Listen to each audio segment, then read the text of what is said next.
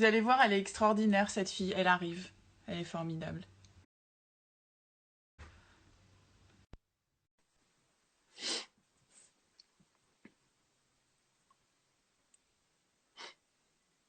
Hello Ça va? Annie, dis donc, t'étais toute sage. J'ai regardé juste avant d'envoyer ma demande, t'étais toute sage sur ton live. Eh mais attends, tu me fous la pression. D'habitude, j'ai 13 vues. Avec toi, je vais en avoir beaucoup plus. Ça va? Ouais, et toi? Ben, oui, ça fait trop plaisir de te voir. Dis, ça fait longtemps qu'on s'est pas vu. Eh ben oui, nous, c'était la tournée de Non à l'argent.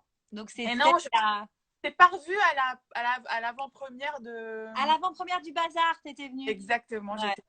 Ça va? Ouais, et Bon. toi?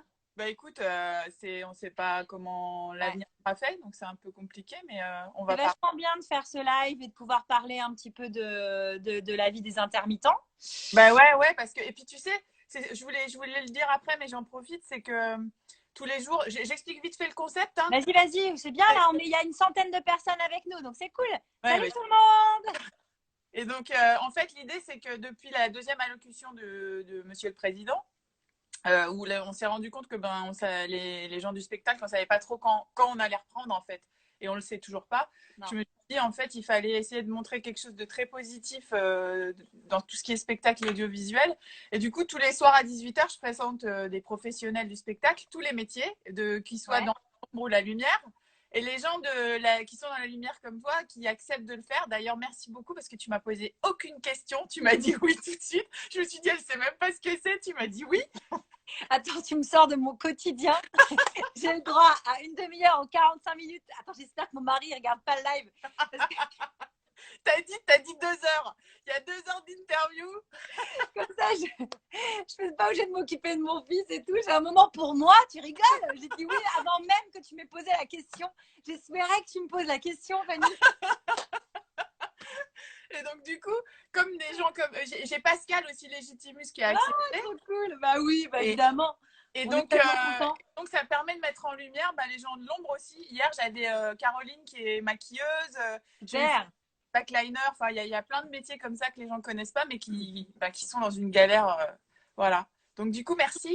Je t'en prie. Et puis en plus, on est tous solidaires avec aussi les danseurs, les gens, les concerts. Ah, ben demain, une chorégraphe qui s'appelle Marion Motin, justement. Ah bah c'est bien parce qu'il y a les chorégraphes, c'est sûr, là, toutes les chorégraphies, les spectacles, les grands spectacles de comédie musicale, c'est dans 2 ans. Ouais, ouais, c'est Les l'enfer. concerts, quoi. Toi qui faisais des concerts, toi. Bah, Tu en fais fait, la je tournée. fais beaucoup de concerts et là, maintenant, je Ouais. fais, je fais plus que du théâtre vu qu'on s'est dans ce cadre-là. Et de toute façon, tous les secteurs, on est là, on sait pas quoi.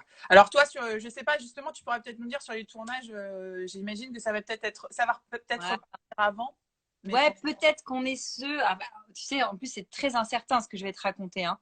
Mais on est sûrement ceux qui vont pouvoir reprendre les premiers. Mhm. Le théâtre, on ne sait pas du tout à quelle sauce on va être mangé, parce que moi, je me sens aussi du théâtre, hein, donc Bah oui, évidemment. il y a 3 personnes en moi, théâtre, ciné, télé, mais la partie télé va peut-être être celle qui va reprendre le plus vite, mais Ouais, tant qu'on n'a pas l'autorisation de tourner, de se rassembler à 50 personnes, ouais. on n'a pas donné cette autorisation-là, donc on ne sait pas si on peut se rassembler. Donc on n'a pas encore les autorisations des droits de tournage. Souvent, il faut une autorisation Ouais, ouais. de la mairie de Paris pour tourner dans cette rue. Voilà, on peut pas, tant qu'on ne peut pas se rassembler à 50 personnes. Alors, on est en train de mettre en place tout un protocole sanitaire. Et d'ailleurs, ça va être l'enfer aussi, même si les Est-ce que tu tournages. as vu le sketch de Daniel Gregg? Non, j'ai pas vu. J'ai pas vu. Faut que Ils je ont fait regarde. une sitcom. Ah, faut regarder, les gars. Il faut que je le poste sur ma story. Je vais la poster sur ma Ah story. oui, je veux bien, ouais. Mais c'est un sketch de sitcom, de comment ils vont tourner. Alors, il prend un plexi et il embrasse sa partenaire Mais comme c'est ça. ça, c'est ce que je me disais. Mais les films d'amour, c'est mort. Comment tu veux faire? J'étais en train de tourner une comédie romantique avant le confinement. Donc, je sais même pas. Alors, on n'a pas encore fait la scène du baiser avec la Pas carte de baiser. principale. Je sais même pas si on va pouvoir la faire. Ah, il y a Anouche! Mais oui, Anouche, Anouche elle Elbo est qui est souvent là. là, Anouche, Coucou! C'est notre metteur en scène de théâtre de la pièce Noir à l'argent. Et donc, je sur raconte que ça. laquelle on s'est rencontrés. Ouais, et ouais, donc tout ça est incertain. Et donc, en fait, le principe du live, c'est vraiment des parcours de vie. Donc, je vais te poser des questions qu'on a dû te poser 1000 fois, mais moi, je suis pas journaliste, tu sais bien. Donc, du coup, Mais c'est tu t'en sors très bien, Fanny. Attends, tu vas pouvoir te reconvertir. Parce qu'on ne sait pas trop si les tournées vont encore exister. Il faudrait que tu sois journaliste en live. Donc, tu feras des lives. Je vais faire des lives. Mais en fait, il va tous falloir se réinventer. Tu vois, je crois. Là, moi, ce que je fais avec Caroline, là, Anglade. Oui, tu allais en parler, c'est génial. Ouais, bon, on en parlera si tu veux, mais c'est vrai que c'était juste pour se réinventer. On s'est dit, mince, il ne faut pas que notre métier meure, on ne sait pas comment on va le faire et tout. Donc, tournons chacune nos prises chacune dans nos maisons et on voit si c'est possible. Tu vois, tout simplement. C'est génial. Mais j'allais en parler d'ailleurs, parce que c'est dingue. Et c'est vrai que je pense aussi que ça va faire changer de métier, forcément. Il y a des choses nouvelles qui vont devoir. Déjà là, il y a un mode de communication très nouveau. Et c'est là que les meilleurs créatifs, les personnes qui sont moins, qui arrivent à vite changer, à vite rebondir, ceux qui sont moins dans leurs acquis, dans le vieux fonctionnement, c'est ceux qui vont mieux s'en sortir. Donc, il faut vite rebondir. Exactement. Bon, on commence, ma Juju? Allez, vas-y, c'est parti. Bah, tu sais, la première question, c'est tout simple. Hein, c'est est-ce que tu as toujours eu envie d'être comédienne? Est-ce que tu es dans une famille de comédiens qui étaient dans le spectacle ou pas du tout, toi? Alors, pas du tout. Moi, pas du tout. On vient, on a voyagé. Au début, on était à Paris, puis après, on est allé à Montpellier. Et mes parents sont pas du tout du métier. Et ça m'est venu à l'adolescence une envie secrète, cachée, que je me disais qui n'allait jamais fonctionner. Et je le disais même pas à mes parents, tu vois. C'est vrai? Mais qu'est-ce qui t'a donné envie? Je voulais être Sophie Marceau. C'est génial! J'avais vu la boum et j'ai fait, mais c'est ça que je veux faire! Tu sais quoi? Moi, j'avais toujours envie, j'ai toujours envie de travailler dans le secteur. Moi, j'aurais voulu travailler dans le cinéma au début et j'étais amoureuse de Marty McFly, moi. Donc, tu vois. Mais tu vois, il y a toujours un truc à la con, cucu et tout derrière tout ça. J'avais 13 ans, tu vois, quand j'ai eu envie de faire ça. Je me suis pas dit que c'était possible réellement, tu vois, j'étais complètement folle. Et après, j'ai vraiment pris des cours de théâtre et après, c'est devenu vraiment vital et je me suis rendu compte que c'était un mode d'expression qui me convenait bien, quoi, tu vois. Et du coup, ça faisait pas peur. Moi, ça faisait pas peur à tes parents parce que d'être comédienne, c'est pas un métier qui effraie un peu. D'être Sophie Marceau, ça leur faisait un peu peur quand je leur disais ça. Tu m'étonnes! En fait, pour la petite blague, ma mère, un peu d'origine vietnamienne, tu sais, elle est métisse. Oui, je sais. Et elle ressemble un peu à Sophie Marceau. Quand elle était petite, elle était un peu. C'est pour ça que c'était la blague avec maman. Je dis, moi, je vais être Sophie Marceau plus tard. Comme on lui disait d'elle quand elle était jeune qu'elle ressemblait à Sophie Marceau, c'était drôle. Donc, oui, mon père était tétanisé. Voilà, il se disait que j'allais me faire bouffer dans ce métier, que c'était dur et tout. Et finalement, c'est ma mère qui m'a soutenue. D'ailleurs, tu sais qu'on a un point commun, je ne sais pas si c'est vrai, j'ai lu que ta maman t'appelait la tornade blanche. Oui, tout à fait. Ma mère aussi.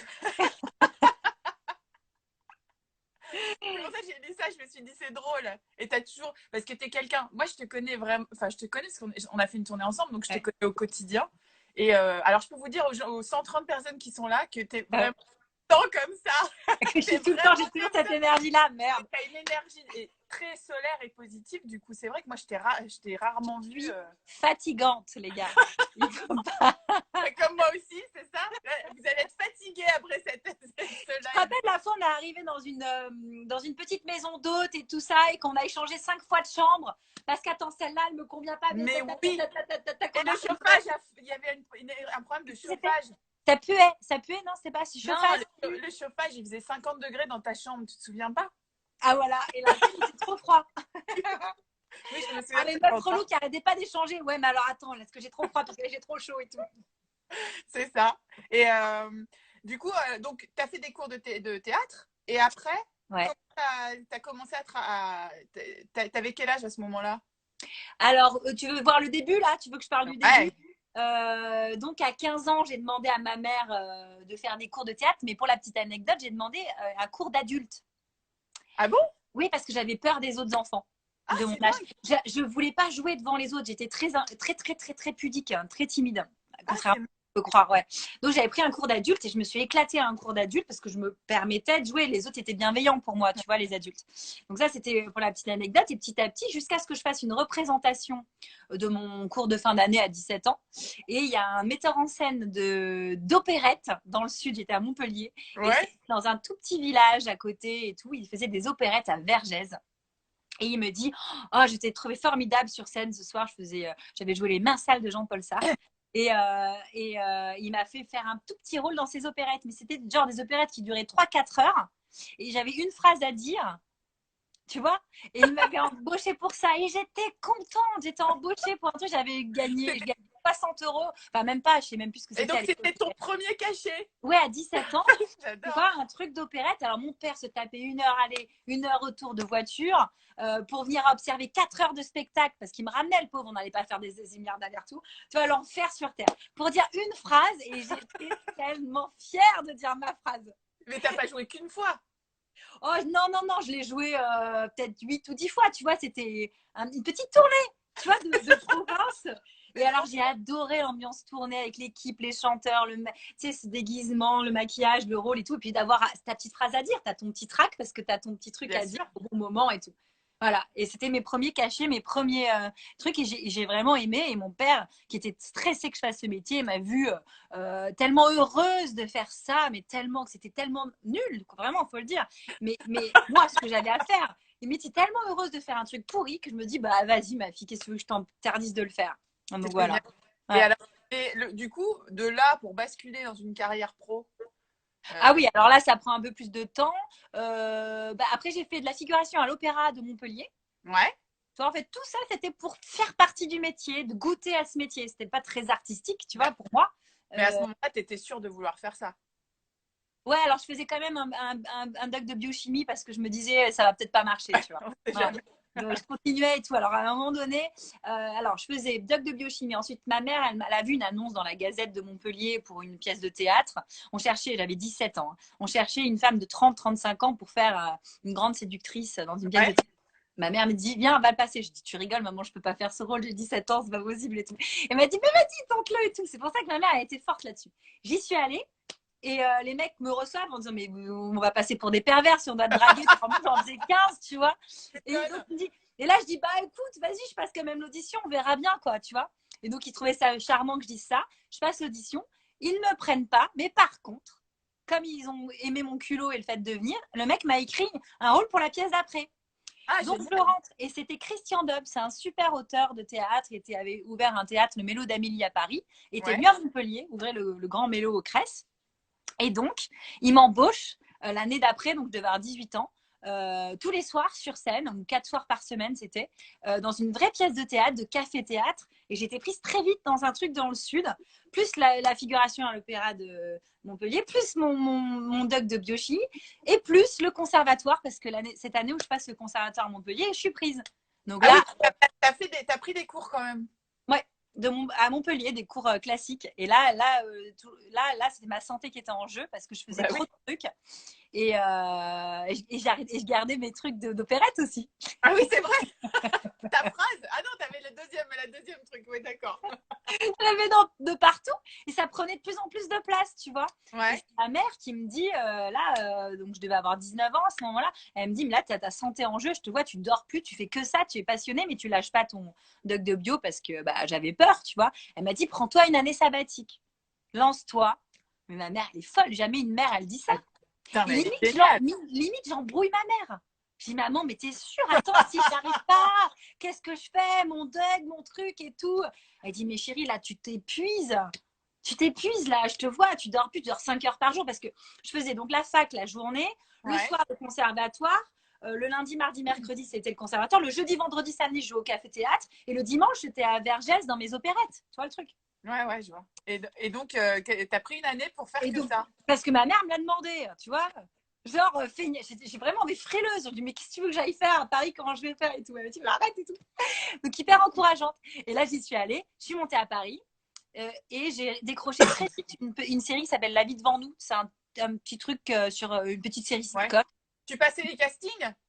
Bah, j'ai passé un casting et je l'ai décroché. Un peu génial. la chance là, du débutant, tu vois. Et après, j'ai décroché une pièce de théâtre, parce que c'est toujours été ma passion. Et c'était avec Gérard Jugnot, je la décroche. C'était une Ah, pièce qui s'appelait génial. État critique. T'étais toute seule, t'avais pas d'agent, t'avais rien à cette époque-là. Si, en arrivant sur Paris, je fais un casting. Enfin, tu vois, c'est des petites choses. Je fais un casting pub. Je rencontre un agent grâce à une copine comédienne qui me le présente. D'ailleurs, je la remercie, cette copine. Elle s'appelle Sarah Laure Estrania. Et elle me présente son agent. Elle me dit, OK, je te prends, va à ce casting de sitcom. J'y vais, je le décroche. Tu sais, c'est un peu le Ouais, ouais. hasard. Mais à l'arrivée à Paris, c'est un hasard incroyable. Et je décroche cette pièce. Et là, tout est parti avec cette pièce surtout. Génial. Et donc, J'ai t'as joué enchaîné. 280 fois la pièce, là, 200, et on a fait toute une tournée, c'était incroyable, c'était génial. Là, T'es encore super jeune, là, t'avais quel âge? Tu es toujours très jeune. tout à fait, j'ai 22 ans. Bah oui. Et donc là, j'avais 21, 22 quand je décroche cette pièce, un truc comme ça. Et 280 dates, et là, ça y est, t'es parti. Et Mais là, alors, les tournées. du coup, et donc après tout ça, t'es arrivé, parce que maintenant, tu fais beaucoup, tu t'alternes en fait, hein. Tu fais du Ouais. théâtre, de la télé, tu fais du long métrage. Comment t'as basculé du théâtre à la... T'as commencé par la série ou long métrage? Après, sur Euh, le tournage? les deux, je sais plus, tout se mélange, mais j'ai pas mal fait de théâtre au début. Je crois que c'est le théâtre qui a Ouais, pris le plus. Parce qu'après, par exemple, tu vois, dans la pièce de Junio, tout ça est un concours de circonstances, d'enchaînement. Parce que la pièce de Junio, il y a Josiane Balasco qui est venue voir son pote.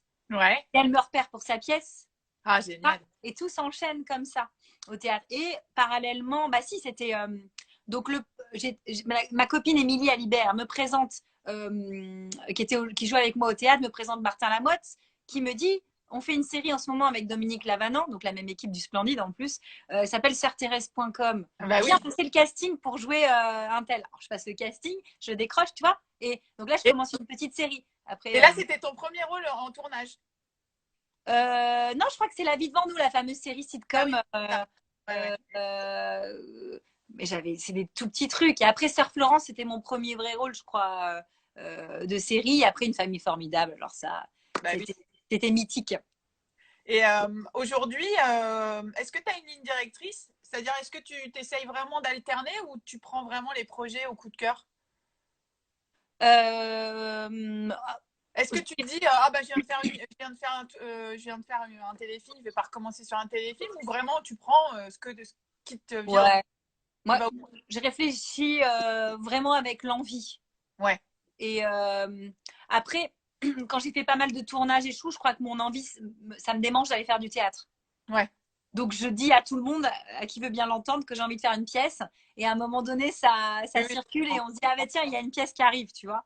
et, Mais souvent, les rôles, c'est ça qui est incroyable, c'est que c'est ta vibration. En fait, j'ai tellement envie de faire une comédie ces derniers temps, j'en avais marre des drames que je faisais.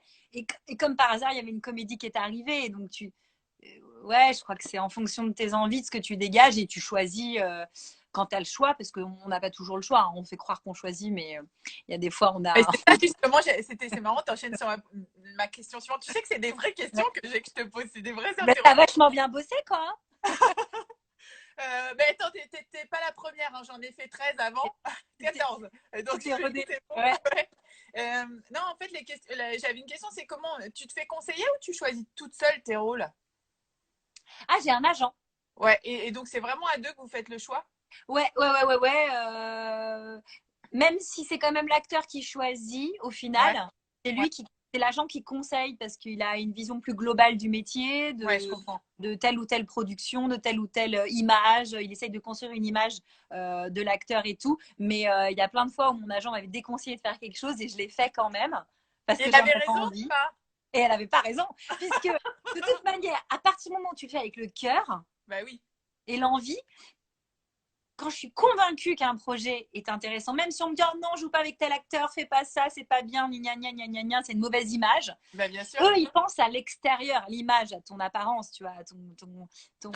Alors qu'en fait, si tu es dans la bonne vibration, tu te dis mais j'ai trop envie de kiffer, de faire ça, quoi. Laissez-moi tranquille, je veux jouer ça. Et ben, tu es tellement dans la bonne vibration qu'en fait, tu dégages un truc que bah, les gens peuvent pas dire que c'est pas bien. Ouais, c'est vrai, je suis d'accord avec toi. Je suis d'accord avec toi. Donc, Euh, si ça te botte, oh, t'y vas. Et même si le résultat est pas terrible, parce que.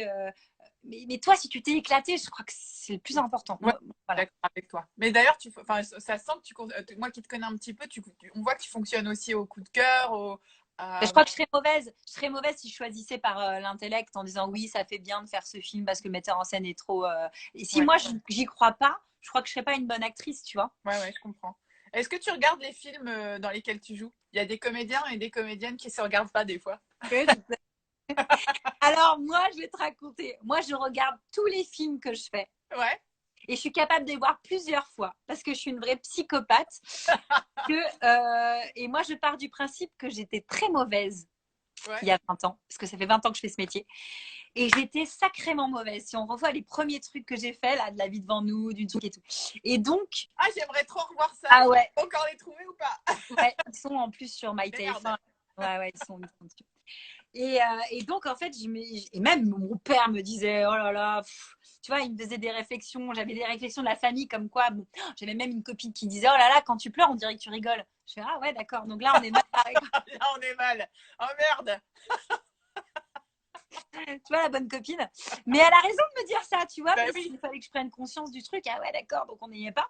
On n'y est vraiment pas. Et donc, je me dis, bon, ok, alors la manière de progresser, c'est de s'observer.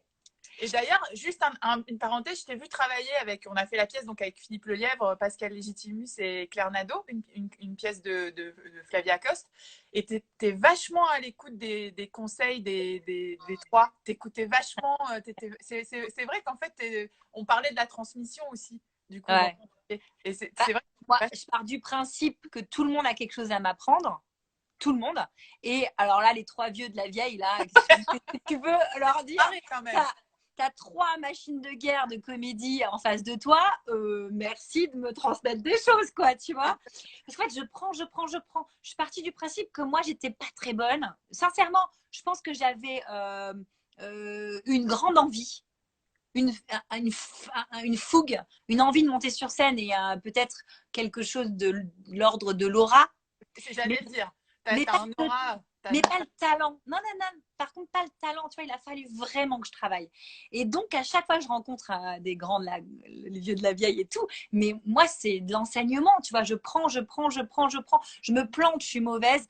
Une fois, on me le dit. Ah ouais, qu'est-ce que je peux faire pour progresser? Toi, j'allais voir Pascal, Philippe ou Claire. Ouais, J'apprenais bien. vachement de. Vous faisiez des brainstorming de dingue. Ouais. Et le lendemain, j'ai essayé de progresser et j'entendais le rire du public. Et c'est génial avec le théâtre. C'est pour ça que j'adore et le jouer 200 fois, c'est merveilleux.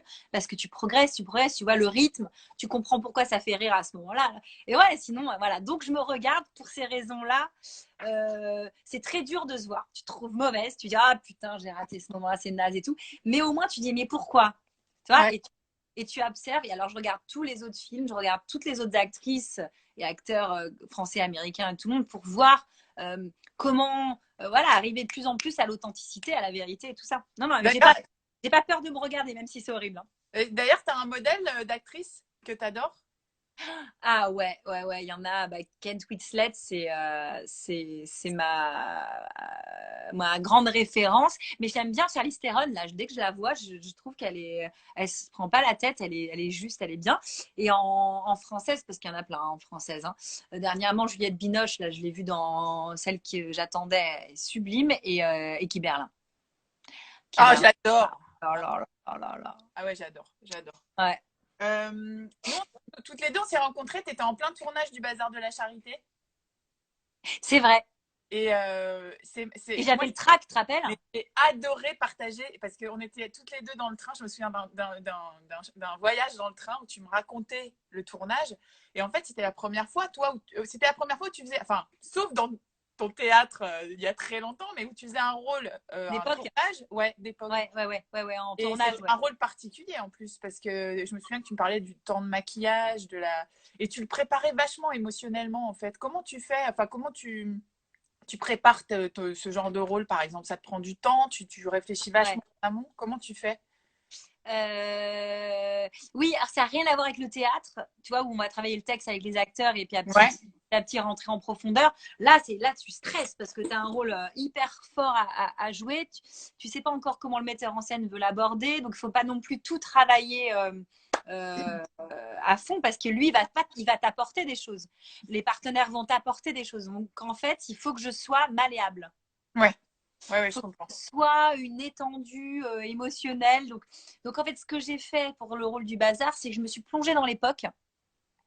Parce que j'ai vu la difficulté, c'est quoi c'est une nana brûlée qui va devoir changer d'identité, en gros. Tu vois Ouais, c'est ça. et comment tu as. Moi, quand je travaille un rôle, il y a Julie, quand elle lit le rôle, elle dit ah bah ça, je le ferai pas. Sauf que Rose, elle le fait. Donc là, quand moi, je comprends pas quelque chose, c'est là que je ne suis donc pas le personnage et c'est donc là qu'il faut que j'arrive à rentrer dans le personnage. Et donc c'est le petit point que je dois travailler, creuser, appuyer jusqu'à ce que moi aussi je comprenne pourquoi elle a décidé de changer d'identité. Et donc je suis allée dans l'époque Ouais. pour que tu comprends pourquoi donc parce que c'est une bonne. Ouais. Et qu'est-ce que ça veut dire en 1000, c'est plus. 1190, 89, c'était quand? Non, mais c'était en 1892. Ouais, c'était fort. 1892. Ouais. Le bazar de la charité. Donc à l'époque et tout, donc tu réfléchis avec la Révolution, tout ce qui s'est passé, où en était le peuple à l'époque et tout, et tu te remets dans le contexte historique et social de la personne qui n'a pas le choix en fait. Et donc là, il faut vraiment faire un travail d'investigation du rôle. Et donc quand elle se retrouve brûlée, elle pense qu'elle va être la dernière roue du carrosse, elle va être jetée au caniveau, quoi. Même son mari ne va pas l'accepter parce qu'elle va être un poids, elle pourra plus travailler dans une famille. Ouais, bien sûr. Et, Donc, et ce voilà. genre de rôle, tu travailles tout seul ou tu te fais aider par un répétiteur ou t'as quelqu'un qui t'aide? Ouais, j'ai une coach, Ouais. souvent j'aime beaucoup, elle s'appelle Juliette Molt. Et ah, il y a quelqu'un qui dit mon arrière-grand-mère rescapée du bazar. Incroyable, Ah, rescapée, mais putain, il n'y en a c'est pas mon beaucoup. ancien Hein. voisin. Ah, dis donc. C'est drôle. Bah ouais, parce qu'il n'y a pas beaucoup de rescapés du bazar. En tout cas, Salut Pierre-Antoine. ton arrière-grand-mère a toute mon admiration parce que vu ce qui s'est passé au bazar, elle a dû vivre un sacré choc. Ouais, c'est sûr. Ouais. Mais, Et donc, par contre, on disait quoi? qu'est-ce que je t'ai posé comme question? Je sais plus. On parle. T'as vu les filles comme on est? On parle tellement, on sait plus. Non, on disait. Comment tu préparais ton rôle? Ah oui, Juliette Molt. Ah oui, ma coach. Et donc, oui, j'adore cette coach. Elle me permet d'éprouver, tu vois, elle lit le texte avec moi, puis on peut déjà brainstormer, puis on va travailler juste tout le monde émotionnel. Donc là, on va travailler la perte de l'identité, de devenir quelqu'un d'autre. Qu'est-ce que ça veut dire déjà d'être toute brûlée, les premières fois que tu te regardes dans le miroir, on peut commencer à travailler sur Ouais. l'identité. Voilà, c'est Combien un de travail. maquillage? Pardon? Combien de temps de maquillage c'était? C'était énorme, hein. Je me Ça, souviens, tu c'était m'as raconté ce que. l'enfer. Alors, il y avait, quand je faisais, parce que c'était 3 étapes, quand il y avait tout le corps, je crois que ça a été 4 ou 5 heures, c'était énorme. Après, quand c'était la tête et le crâne, c'était 2 heures, 2 heures, je crois, 2 heures et demie. Et que c'est quand c'était que le crâne et qu'on mettait un faux ruban, c'était un peu moins, quoi, tu vois, c'était 1 heure et demie, 2 heures. Mais il y avait 1 heure d'enlevage le soir aussi, tu vois, avec de l'alcool, des trucs pourris. J'avais une peau à la fin, mais atroce. J'étais irritable, tu sais, à fleur de peau. J'avais envie de défoncer tout le monde qui venait me toucher à raccord. Une maquilleuse qui venait me faire un raccord, c'était. Oh, putain. Et en fait, j'étais à fond dans le perso, tu vois, d'être Bah oui, hyper. ça revient. Je repense à une question que j'ai zappée. Du coup, ça a fait une grosse audience, le bazar de la charité. Hein. Ça a été dingue. Ouais. Est-ce que toi, du coup, comme tu fais beaucoup de téléfilms, l'audience est importante quand même quand ça sort et tout ça. Est-ce que ça te met une pression, ça, de savoir si ça va marcher, si c'est. Alors, jusqu'à présent, ça ne me mettait pas trop de pression parce que je partageais beaucoup l'affiche. Donc, Ouais. c'était une co-pression, tu vois. Je disais toujours, s'il n'y a pas d'audience, c'est la faute de l'autre. C'est pas de ma faute, tu vois. Moi, j'ai fait mon taf. Je rigole, mais souvent, je partageais la pression. Donc, il y a le réalisateur aussi, il y a la chaîne qui te fait confiance, il y a tout le monde. Jusqu'au jour où j'ai échangé mon enfant, je crois. Ils ont échangé mon enfant, pardon. Et là, j'avais le rôle principal d'un militaire. Et là, j'ai eu un peu la pression parce que je me dis, si ça se plante, c'est moi qui va bien fait mon travail ou les gens n'ont pas eu du tout envie de voir mon travail, tu vois. Ouais. Donc là, c'est un peu la pression. Et ça a marché. Donc j'étais vraiment contente. Et après, oui, effectivement, le bazar, j'avais pas la pression parce qu'on est quand même énormément à l'affiche, tu vois. Ouais, je crois que ça dépend. Ouais, quand tu portes le film, là, t'as sacrément la pression, quoi. Bah oui, il y a ma cousine, Nathalie, qui me dit j'ai adoré cette série et votre personnage, Julie. Alors justement, t'es quand même dans le bon sens du terme. Hein. Attention, parce que moi je trouve que c'est hyper important. T'es quand même très populaire. Moi je l'ai remarqué Moi, je en trouve ça tournée. très, très positif hein, quand on dit ça. T'es en tournée, par exemple. Et puis c'est surtout, et ce qui m'a. Attends, regarde, je bosse sur les audiences TV et tous vos programmes cartonnent. Merci Valentine. Merci Valentine. Est-ce que Valentine, tu peux truquer un peu les audiences télé? C'est qu'à chaque fois que je passe à la télé, tu mets 1 million de plus, ce serait très sympa. T'imagines, tu vas voir, le prochain, tu pulvérises tous les scores. Ouais, merci Valentine. Hein. Ça reste entre nous. Hein. Et d'ailleurs, sur la tournée qu'on a faite, tu as toujours été hyper à l'écoute, enfin, attentive aux gens qui venaient te voir à la fin. Tu voulais participer. Oh, t'es tellement gentil. C'est pas tout le monde. Je ne traite pas de nom. Ces pauvres personnes qui ne sont pas gentilles avec leurs fans. Franchement, je les plains. Non, ils sont tout mignons. J'en ai eu plein là. D'ailleurs, il y a Valérie qui circule là. Je crois qu'elle était venue me voir à une date. Ils me font des cadeaux et tout. En plus, je venais d'avoir mon bébé et j'avais que des cadeaux de naissance. Mais ça, justement, ton bébé, c'est drôle. Et tu sais que t'es génial. En fait, t'enchaînes sur toutes mes questions. Mais c'est fluide. Notre interview est fluide, Fanny. Oui, justement, tu venais d'avoir ton bébé quand on s'est vu. Et donc, toi, sur cette pièce de Nom à l'argent, j'explique un petit peu le système. C'est souvent quand on fait une pièce, il y a la création qui se fait à Paris pendant quelques mois. Et après, on fait une tournée. 6 mois, souvent plus tard. Toi, tu avais fait l'exploitation à Paris de Nom à l'argent. Tout à fait. Et la tournée, tu as fait une alternance avec Flavia parce que tu avais eu ton bébé entre-temps. C'est ça. Et alors, comment et je sais que c'était une inquiétude pour toi de le laisser et tout ça. Comment tu gères ta vie de maman et ta vie de comédienne? Bah, écoute, en ce moment, ça se passe plutôt bien. Ma vie de comédienne est très active. En fait, tu sais, moi qui avais peur, mon but, c'était d'arriver à être les 3 femmes à la fois. C'est ce que je dis souvent, ça m'amuse. C'est dire la maman, l'actrice et la femme. Ouais, bien sûr. Les 3, qu'elles puissent coexister ensemble. Ça veut dire qu'elles ne peuvent pas exister tout le temps, toutes les 3 en même temps, mais au moins de laisser la place. Voilà. Et donc, l'arrivée de mon petit en pleine tournée était pas mal parce que je partais 3 jours max en tournée. Je revenais, on m'avait fait un super planning. J'ai vraiment petits oignons. Heureusement qu'il y avait Flavia qui partageait avec moi l'affiche. Et l'auteur de la pièce d'ailleurs. Ouais. Flavia Coste, que l'on salue.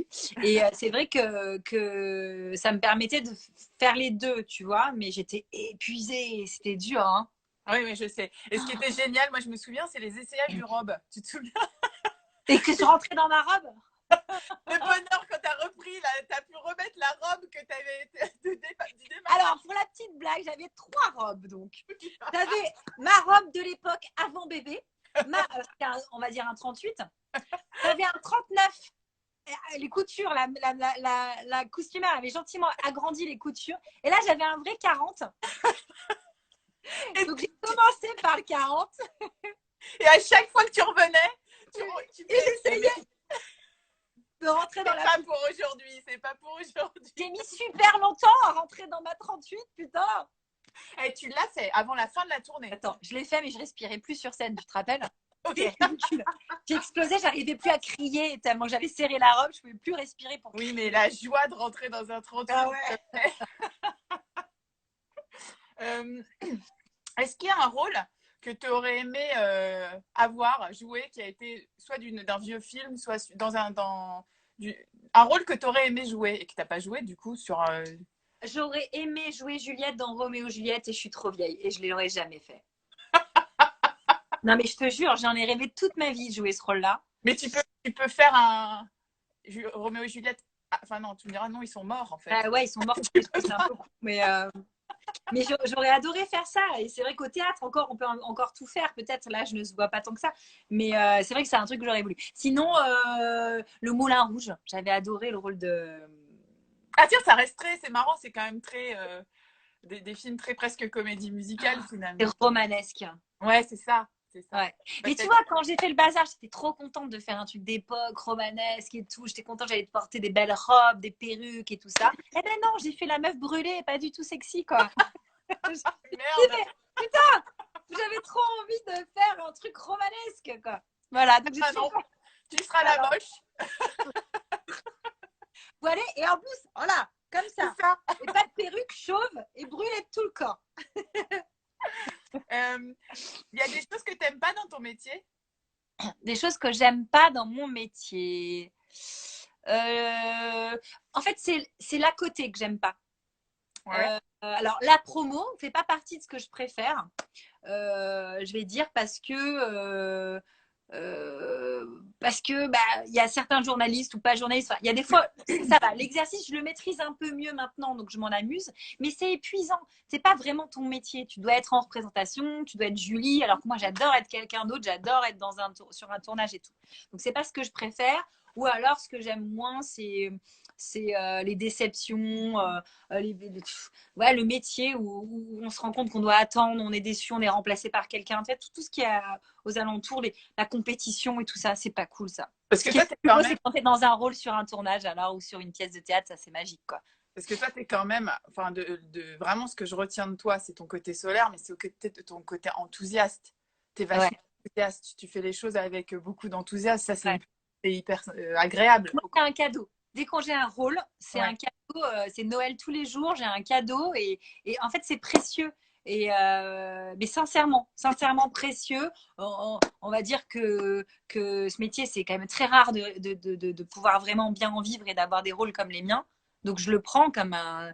Ouais, tu vois, je pense que c'est dangereux d'être enfant gâté. Ça peut vite se retourner contre toi et c'est vraiment précieux. Et j'en prends soin. Et donc, pas une seule journée, je vais râler pour aller sur un plateau ou jouer. Je vais le faire au mieux. Par contre, c'est tous les aléas, toute la. Ouais, je vois ce que. Bah, tu sais, c'est dans la musique, c'est aussi comme ça. Je pense que voilà, on peut pas faire sans, malheureusement. Heureusement mais il y a moult autres choses géniales dans ce métier aussi. C'est le métier de passionné, en fait. Hein. On est tous passionnés. Ouais. Donc, c'est agréable. Ah oui, voilà. Donc, c'est un cadeau pour tout le monde dès que tu travailles, en fait. Là, du coup, tu étais sur un tournage, là? Et du coup, oui, j'étais sur une comédie romantique. Oui, c'est ce que tu me disais. Donc, tu étais sur un tournage. Et ça s'est arrêté net? Net au bout de 2 jours. Et donc, ça coupe la chic. Et donc là, du coup, tu sais pas. C'était c'était un. Ah, j'ai mon attaché de presse qui est là. Mais alors, moi, puisqu'elle est là et que je l'adore, c'est ma Marion Mott chérie. La promo, c'est difficile, effectivement, mais je fais une petite parenthèse. Grâce à Marion, tout devient beaucoup plus simple. Et je commence à bien gérer l'exercice. Et donc, je commence à prendre du plaisir à faire ça et tout ça. Voilà, on va dire que c'est moins dramatique qu'avant, quoi. Et tu sais pas quand ça va reprendre, du coup, là? Et donc, le tournage, on espère en juillet.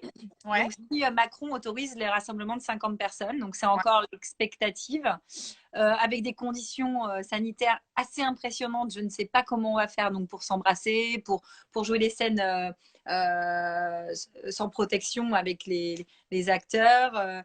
Ils sont en train de parler de d'un protocole pour le maquillage, qu'on va se faire les raccords soi-même, on n'opposera pas le HF. Carrément. Ouais, il y a tout un protocole.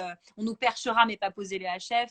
On fera venir sur le plateau d'abord l'équipe électro. Ensuite, tout le monde sortira. Ce sera l'équipe machino qui mettra j'essaye d'expliquer en même temps, mais les lumières. Après, tout le monde. Oui, ça sera par étapes. Et voilà, on sera par groupe de 10. Parce qu'en fait, on est 50. Donc, on fera groupe de 10 par groupe de 10.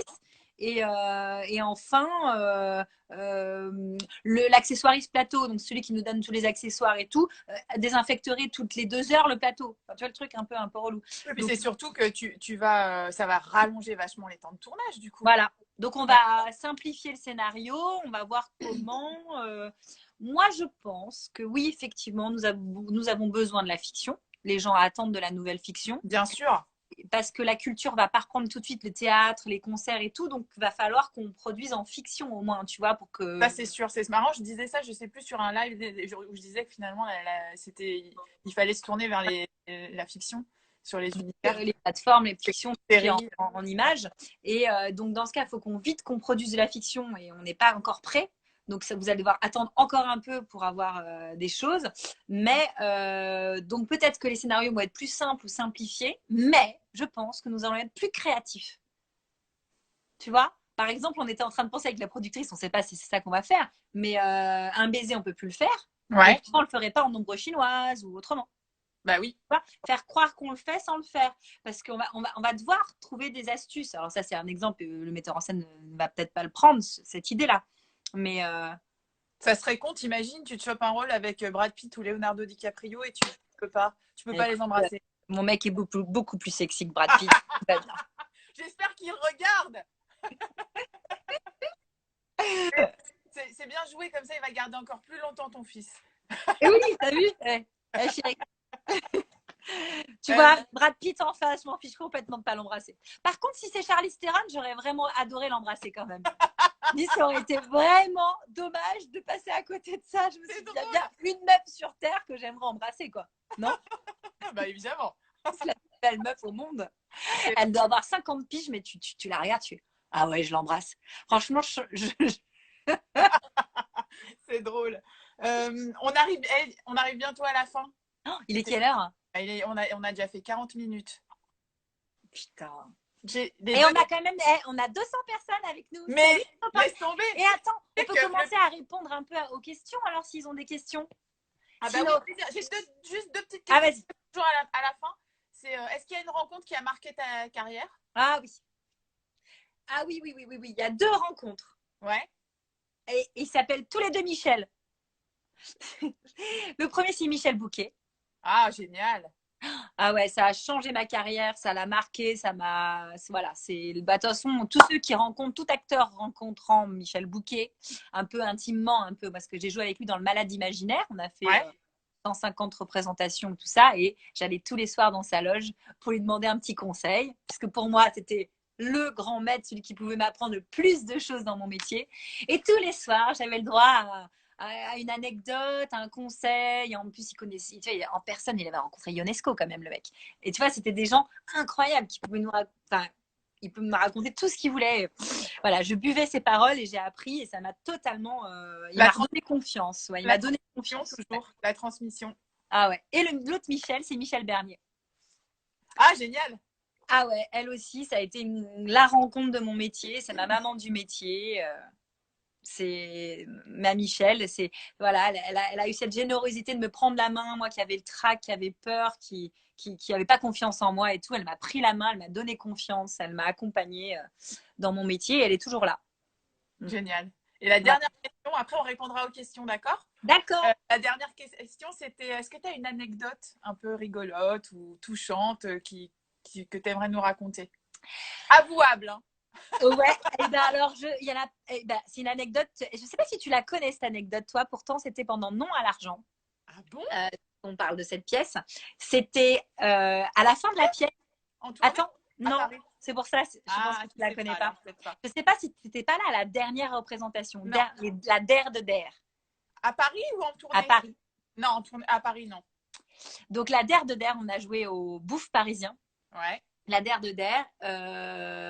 Et dans la pièce, j'avais un bébé.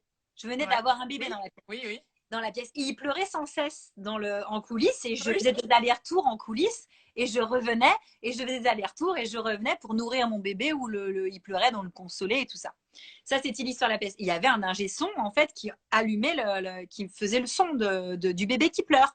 Et donc, à la DER de DER, j'ai fait une blague au public et à mes copains. Parce que normalement, à la DER de DER de Ah, mais je suis pas au courant! C'est pas bon! Et à la DER de DER, on fait toujours des blagues, tu vois. Mais oui.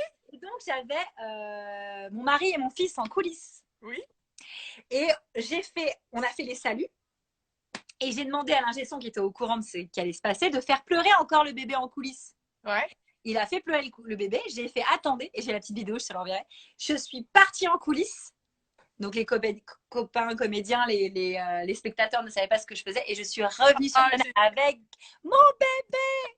Il avait quel âge à l'époque? Il était tout petit encore, non? Il avait 8-9 mois, un truc comme ça. C'est tellement mignon. Je savais pas.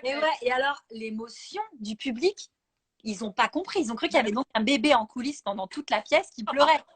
La prod, elle allait avoir des problèmes, dites donc. Et donc, ça a fait le cri de joie. Les spectateurs, ils ont fait « Wow !»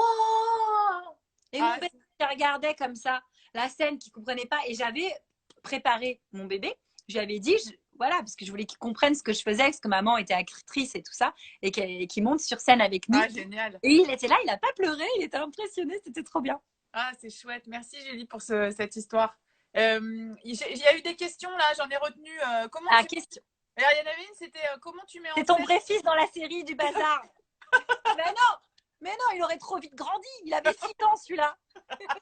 Il y a quelqu'un qui a demandé comment tu mets en scène tes scénettes avec Caroline Anglade. Ah. Tu fais ça depuis le confinement, tu fais des petites scénettes avec Caroline à distance. Ouais. Tout à fait. Alors, avec Caroline, on a eu voilà, cette envie de se voir, tu vois, l'énergie de se voir et l'énergie de continuer à jouer, parce que notre métier, on ne savait pas du tout comment il allait être, à quelle sauce il allait être mangé. Donc, on a eu un petit peu le cœur lourd et on s'est dit, viens, on continue, on fait exister notre métier en se voyant. Et donc, chacune de notre côté, dans notre maison, on se filme. Au début, on a une idée. Souvent, ça vient de moi. C'est moi qui l'ai sollicité. Non, on fait ça. Et je me filme. Alors, j'ai 5 minutes pour me filmer pour que mon fils rentre pas dans le champ. Hein. Et ouais, c'est ça qui est très drôle, c'est que je vais faire un making-of, un bêtisier du tournage, parce que dis donc, ça doit être... pour vous montrer la difficulté de faire ces prises. Je fais question-réponse toute seule dans ma tête. Je parais complètement dingue. Mais qui écrit? C'est toi qui écris le texte? Oh, on n'écrit pas vraiment, je t'avoue. On écrit plus ou moins, on brainstorm avec Caro comme ça, on se dit, ah viens, c'est ta ligue d'impro. Ouais, voilà, ligue d'impro par vidéo interposée dans des maisons différentes. Je sais pas si tu vois le truc. Et donc, je propose ça, j'envoie l'image, elle se marre en me voyant, elle me répond avec une autre image, en gros. Et on se fait des allers-retours. Et après, c'est mon chéri qui monte parce qu'il sait super bien monter. Heureusement, nous l'avons avec nous. Donc, ça s'appelle Les Confinés et c'est sur ton Insta et celui de Caroline. C'est génial. Ouais, puis j'ai ouvert une chaîne YouTube, là. Je vais les mettre tous, là, pour que tout le monde puisse les voir. Génial. Il y a quelqu'un qui a demandé, comme tu as beaucoup pris les conseils d'autres comédiens, qu'est-ce que tu aurais comme conseil à donner, toi, à des jeunes comédiens qui débutent? Ah, il y en a qui ont demandé ça. Ouais. Alors, des conseils comédiens qui débutent.